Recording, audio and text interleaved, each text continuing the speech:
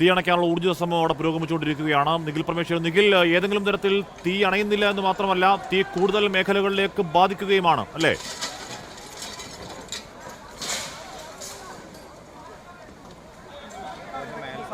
കാരണം നമുക്കിത് ഈ ഫയർ ഉദ്യോഗസ്ഥരെ സംബന്ധിച്ചിടത്തോളം അത് നിയന്ത്രണ വിധേയമാക്കാൻ കഴിയുന്നില്ല എന്നുള്ളതാണ് ഏറ്റവും ആശങ്ക വിതയ്ക്കുന്ന കാര്യം. ഇപ്പോൾ കൂടുതൽ യൂണിറ്റുകൾ ഇപ്പോൾ സംഭവ സ്ഥലത്തേക്ക് എത്തിച്ചേർന്നുകൊണ്ടിരിക്കുകയാണ്. മീഞ്ചന്തയിൽ നിന്നുള്ള യൂണിറ്റ് കൂടാതെ കൂടുതൽ യൂണിറ്റുകൾ സംഭവ സ്ഥലത്തേക്ക് എത്തിച്ചേർന്നുകൊണ്ട് ഈ തീ അണയ്ക്കുന്നതിന് വേണ്ടിയിട്ടുള്ള തീവ്ര ശ്രമങ്ങൾ നടത്തിക്കൊണ്ടിരിക്കുകയാണ്. അവർക്ക് പരിപൂർണമായത് ഫലപ്രാപ്തിയിലേക്ക് എത്തിക്കാൻ കഴിഞ്ഞിട്ടില്ല എന്നുള്ളതാണ് ഇപ്പോഴും നമുക്ക് ഫയർ ഉദ്യോഗസ്ഥരിൽ നിന്ന് ലഭ്യമാവുന്ന വിവരങ്ങൾ.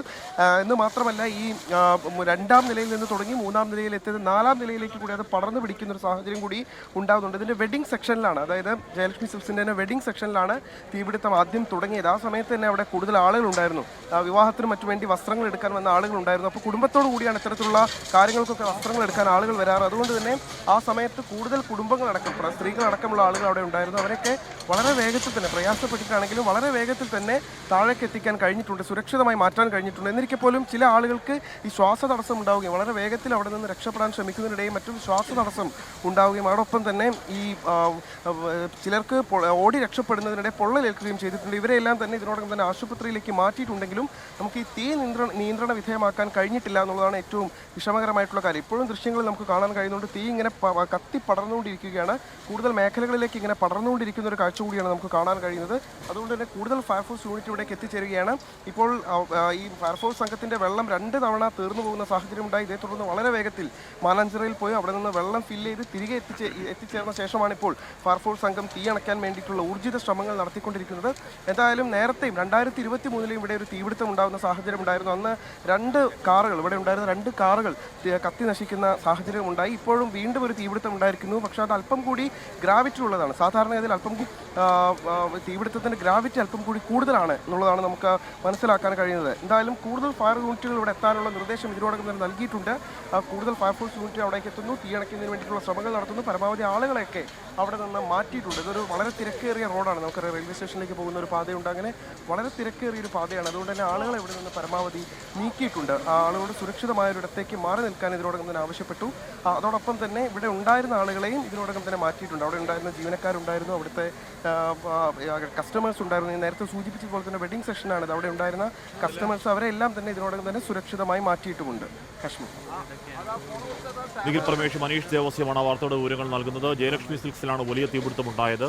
വലിയ തീപിടുത്തം പറഞ്ഞാൽ നമുക്ക് ഈ ദൃശ്യങ്ങൾ കണ്ടാൽ പേടിയാവുന്നത് പോലുള്ള തീപിടുത്തമാണ്. ഇപ്പോഴും തീ ഏതെങ്കിലും തരത്തിൽ നിയന്ത്രണ വിധേയമായിട്ടില്ല എന്ന് മാത്രമല്ല, അതിൻ്റെ കൂടുതൽ മേഖലകളിലേക്ക് തീ വ്യാപിക്കുകയുമാണ്. ഒരുപാട് ഫയർ എഞ്ചിനുകൾ ഒരേ സമയം തീ അണയ്ക്കാനുള്ള മനുഷ്യസാധ്യമായതിൻ്റെ പരമാവധി കാര്യങ്ങൾ അവിടെ ചെയ്യുന്നുണ്ട്. 2 പേർക്ക് പൊള്ളലേറ്റു എന്ന വാർത്ത വരുന്നുണ്ട്. അതിന് കൂടുതൽ വിവരങ്ങളൊക്കെ അല്പസമയത്തിനകം അറിവാവുന്നുണ്ട്. അതിൻ്റെ സാരി വിൽക്കുന്ന ആ സ്ഥലത്ത് ആണ് തീപിടുത്തം തുടങ്ങിയത്. വളരെ പെട്ടെന്ന് തീ ഈ പറയുന്ന ബാക്കി സ്ഥലങ്ങളിലേക്ക് കൂടെ പടർന്നു പിടിക്കുകയായിരുന്നു. ഇപ്പോഴും ഏതെങ്കിലും തരത്തിൽ അണയാൻ ഭാവമില്ലെന്ന മട്ടിൽ ആഞ്ഞ് കത്തുന്ന തീനാളങ്ങളാണ് പ്രേക്ഷകർ സ്ക്രീനിൽ കാണുന്നത്. കോഴിക്കോട് പാളയത്താണ് ആ തീപിടുത്തം.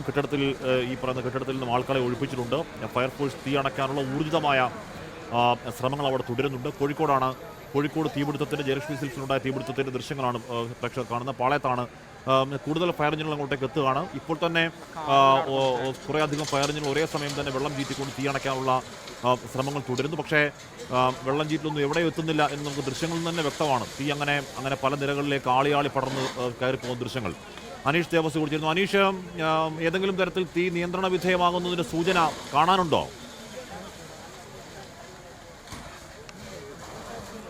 ഹാഷ്മി, സ്ഥിതി ഇപ്പോഴും അതീവ ഗുരുതരമാണ്. തീ ആളിക്കത്തുന്ന ഒരു ഭാഗമാണ് നമ്മളിപ്പോൾ കണ്ടുകൊണ്ടിരിക്കുന്നത്. 2ാം നിലയിലും 3ാം നിലയിലുമായിരുന്നു തീ കത്തിക്കൊണ്ടിരുന്നത്. അതിൻ്റെ മറ്റു വശങ്ങളിലേക്കും തീ പടർന്നുകൊണ്ടിരിക്കുകയാണ്. ഫയർഫോഴ്സിൻ്റെ ഒരു 6ാമത്തെ യൂണിറ്റും ഇപ്പോൾ സംഭവസ്ഥലത്തേക്ക് എത്തിയിരിക്കുന്നത്. അതിൻ്റെ ഒരു അപകടത്തിൻ്റെ ഒരു വ്യാപ്തി എത്രമാത്രം ഉണ്ട് എന്നുള്ളൊരു തെളിവാണ്. 6ാമത്തെ യൂണിറ്റ് ഫയർഫോഴ്സും ഇപ്പോൾ സംഭവസ്ഥലത്തേക്ക് എത്തിയിരിക്കുന്നത്. ഇപ്പോൾ തീ പടരുന്നതോടൊപ്പം തന്നെ ഗ്ലാസ് ചില്ലുകൾ പൊട്ടി തകർന്ന് താഴേക്ക് വീണുകൊണ്ടിരിക്കുകയാണ്.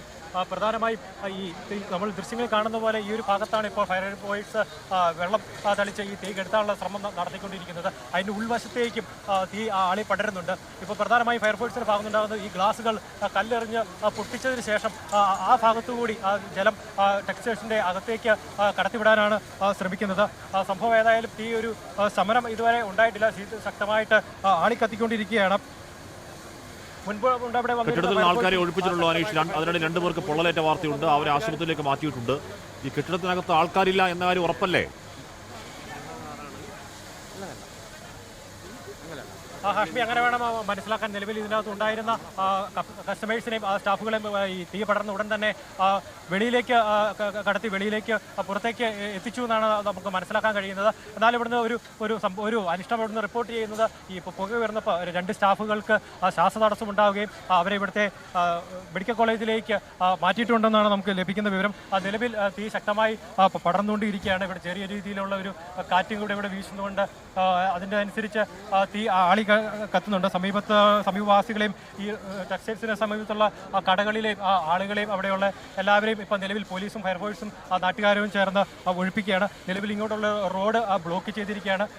നിലവിൽ ഇവിടെ ആളപായമോ മറ്റ് അനിഷ്ട സംഭവങ്ങളോ ഒന്നും ഉണ്ടാകുന്നില്ല. ഈ തീ ആളി കത്തുന്നുണ്ട്. ഒരു സ്ഫോടന സാധ്യത ഇല്ല എന്നാണ് വലിയ തീപിടുത്തം 2-3 നിലകളിലേക്ക് തീ ആഞ്ഞു പടർന്നു പിടിക്കുന്ന ദൃശ്യങ്ങൾ പ്രേക്ഷകർ കാണുകയാണ്. ഇതിനോടകം 6 ഫയർ എഞ്ചിനുകൾ 6ാമത്തെ യൂണിറ്റ് ഇപ്പോഴെത്തി. 6 ഫയർ എഞ്ചിനുകൾ ഒരേപോലെ വെള്ളം ചീറ്റിക്കൊണ്ട് തീ അണയ്ക്കാനുള്ള കഠിന പരിശ്രമം, മനുഷ്യസാധ്യമായതിൻ്റെ പരമാവധി പരിശ്രമം അവിടെ നടക്കുന്നുണ്ട്. പക്ഷേ ദൃശ്യങ്ങൾ ഏതെങ്കിലും തരത്തിൽ തീ അടങ്ങുന്നതിൻ്റെ ലക്ഷണം എന്തായാലും ദൃശ്യങ്ങളിലില്ല. അത് കൂടുതൽ സ്ഥലങ്ങളിലേക്ക്, നേരത്തെ നമ്മൾ ഈ തീപിടുത്തത്തിൻ്റെ വാർത്താ ദൃശ്യങ്ങൾ ആദ്യം കാണിക്കുമ്പോൾ കണ്ടതിനേക്കാൾ കൂടുതൽ മേഖലകളിലേക്ക് തീ വ്യാപിക്കുന്നതിൻ്റെ ദൃശ്യങ്ങൾ പ്രേക്ഷകർ കാണുന്നു. 2-3 നിലകളിലേക്ക് തീ ആളിപ്പടർന്ന് പിടിക്കുകയാണ്. ജയലക്ഷ്മി സിൽക്സിന് തീ പിടിച്ചതിൻ്റെ ദൃശ്യങ്ങളാണ്. വലിയ പുകയും ഉയരുന്നുണ്ട്.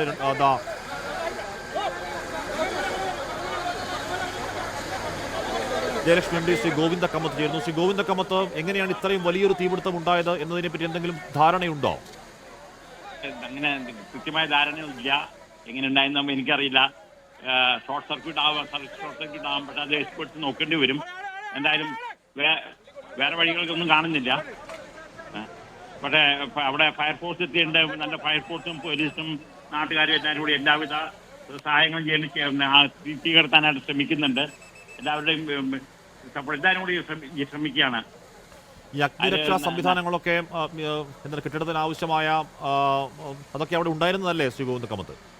ഉണ്ട്. പക്ഷേ തീ ഒരു ലെവൽ കഴിഞ്ഞാൽ ആർക്കും കൺട്രോൾ ചെയ്യാൻ പറ്റില്ല. അത് ഭഗവാന്റെ ദൈവത്തിന്റെ കയ്യിലുള്ളത്. പിന്നെ അത് നമുക്കൊന്നും ചെയ്യാൻ പറ്റില്ല. ആവുന്നത് ഇപ്പോൾ ഫയർഫോഴ്സ് വന്നിട്ടും കെടുത്താൻ സാധിക്കുന്നില്ലല്ലോ. അത് ഒരു ലെവൽ കഴിഞ്ഞാൽ നമുക്കൊന്നും ചെയ്യാൻ പറ്റില്ല. എല്ലാം എമർജൻസി ഡോറും എല്ലാ കാര്യങ്ങളുണ്ട്, ഫയർ എക്സ്റ്റിംഗ്വിഷർ ഉണ്ട്, എല്ലാം ഉണ്ട്. പക്ഷെ ഒരു ലെവൽ കഴിഞ്ഞാൽ ഈ തുണിയും ഇതൊക്കെയാണല്ലോ. അതെ. കമ്മത്ത്, ഒരു ഷോറൂമിൽ അല്ലെങ്കിൽ ഒരു കടയിലുണ്ട് അല്ലെങ്കിൽ ഒരു മുറിയിലുണ്ടായ തീപിടുത്തം ഇത്രയും വലിയ 2-3 നിലകളിലേക്ക് മൊത്തത്തിൽ തീയിലമരാനുണ്ടായ സാഹചര്യത്തെ പറ്റി അങ്ങേക്ക് എന്തെങ്കിലും ഒരു സൂചനയുണ്ടോ, ധാരണയുണ്ടോ? പുക വന്നു, നല്ല പുക വന്നു. പുക കണ്ടു ആർക്കും അങ്ങോട്ട് പോകാൻ പറ്റാത്ത സ്ഥിതിയായി. അതാണ് ഏറ്റവും വലിയൊരു പ്രശ്നം. പുക കയറി പിടിച്ചുകൊണ്ട് അത് വലിയൊരു എഫക്റ്റ് ചെയ്തു. അതാണ് നമുക്ക് കുറച്ച് തടസ്സപ്പെടുത്തിയത്. ഈവൻ ഫയർഫോഴ്സിനാർക്ക് പോലും അവിടെ എത്തിപ്പെടാൻ പറ്റുന്നില്ല. ആർക്കും തന്നെ ആകെയുള്ള ഒരു ഭാഗ്യം എന്ന് പറയുന്നത് സ്റ്റാഫും കസ്റ്റമേഴ്സും എല്ലാവരും ഇറങ്ങി. അവർക്കൊരു കുഴപ്പമുണ്ടായിട്ടില്ലെന്ന് മാത്രമേ ഉള്ളൂ. കമ്മത്ത്, എനിക്കൊന്ന് ആ സമയത്തൊക്കെ ഏതോ കല്യാണ ടീമൊക്കെ അവിടെ ഉണ്ടായിരുന്നു, സാരിയൊക്കെ എടുക്കാൻ, ഡ്രസ്സൊക്കെ എടുക്കാൻ പറയപ്പെടുന്നു. അപ്പോൾ ആ സമയത്ത് അത്യാവശ്യം ആൾക്കാരുള്ള സമയമാണ് അല്ലേ? തിരക്കുള്ള സമയമാണ്? അല്ല, തിരക്കുള്ള സമയം ഓഫ് സീസൺ ആണ്. February month is generally off season. നോയമ്പും അതൊക്കെ ഉള്ളതുകൊണ്ട് തിരക്ക് മാർച്ചായിട്ട് തുടങ്ങുള്ളൂ. ആ ഒരു ഇതുണ്ട്. ഓക്കെ, എന്തായാലും പെട്ടെന്ന് തീ അണയ്ക്കാൻ കഴിയട്ടെ എന്ന് കരുതാം, പ്രാർത്ഥിക്കാം അല്ലേ? എല്ലാവരും പിന്തുണ വേണം, എല്ലാവരും സഹകരണം വേണം. Okay, thank you. എനിക്ക് തോന്നുന്നു അവിടെ കിടന്ന വാഹനങ്ങൾ, ഈ വാഹനങ്ങൾ ഒരുപക്ഷെ ഉടമകളൊക്കെ ഒരുപക്ഷെ കടക്കകത്ത് കയറിയിട്ടുണ്ടാവണം, അവരെ മാറ്റിയിട്ടുണ്ടാവണം അവിടുന്ന്. അതുകൊണ്ട് ആ വാഹനങ്ങളൊക്കെ തള്ളി മാറ്റുന്നതും പൊക്കി മാറ്റുന്നതും ദൃശ്യങ്ങളാണ് പ്രേക്ഷകർക്ക്. എല്ലാവരും ചേർന്ന് അതിനെ അവിടുന്ന് തള്ളി മാറ്റുന്ന ദൃശ്യങ്ങളാണ് പ്രേക്ഷകർ കാണുന്നത്. അത് ഒരുപക്ഷെ ഫയർ എഞ്ചിന് പോകാൻ സുഗമമായ വഴിയൊരുക്കാനായിരിക്കണം. പാർക്കിങ്ങിലെ കാറുകൾ നീക്കുകയാണ് അവിടെ നിന്ന്. പാർക്കിങ്ങിലെ കാറുകൾ അത് സ്റ്റാർട്ട് ചെയ്ത് അവിടുന്ന് ഓടിച്ചു മാറ്റാൻ ഒരുപക്ഷെ ആൾക്കാരെ ഇപ്പോൾ പോയി തപ്പി കിട്ടത്തില്ല. അതുകൊണ്ട് പാർക്കിങ്ങിലെ കാറുകളൊക്കെ തള്ളി മാറ്റുന്ന ദൃശ്യങ്ങളാണ് പ്രേക്ഷകർ കാണുന്നത്. ഷോർട്ട് സർക്യൂട്ടാണ് തീപിടുത്തത്തിന് കാരണം എന്നതാണ് ഇപ്പോൾ കിട്ടുന്ന പ്രാഥമിക നിഗമനം. അതിൻ്റെ ഉടമസ്ഥൻ ശ്രീ ഗോവിന്ദ കമ്മത്തും ഏതാണ്ട് അതേ സംശയം തന്നെയാണ് പറഞ്ഞത്. എന്തായാലും ഇപ്പോഴും ആ തീ അങ്ങനെ നിന്ന് കത്തുകയാണ്. അങ്ങനെ നാളിക്കത്തുന്ന ദൃശ്യങ്ങൾ 2-3 നിലകളിലേക്ക്, ഇനി കൂടുതൽ നിലകളിലേക്ക് അത് പടരുന്നുണ്ടോ എന്ന സംശയം. വീതിയിലും പരപ്പിലും നീളത്തിലും ഒക്കെ അത് ഈ തീ വല്ലാത്ത തീയായി ആളിപ്പടരുന്ന ദൃശ്യങ്ങളാണ് പ്രേക്ഷകർ കാണുന്നത്. ലോകത്തെവിടെയായാലും ഏത് സമയത്തും 24 വാർത്തകളും ഓഗ്മെന്റഡ് റിയാലിറ്റി പാക്കേജുകളും എക്സ്പ്ലെയിനറുകളും വിശദമായി കാണാൻ ഞങ്ങളുടെ യൂട്യൂബ് ചാനൽ നിങ്ങൾക്ക് സബ്സ്ക്രൈബ് ചെയ്യാം.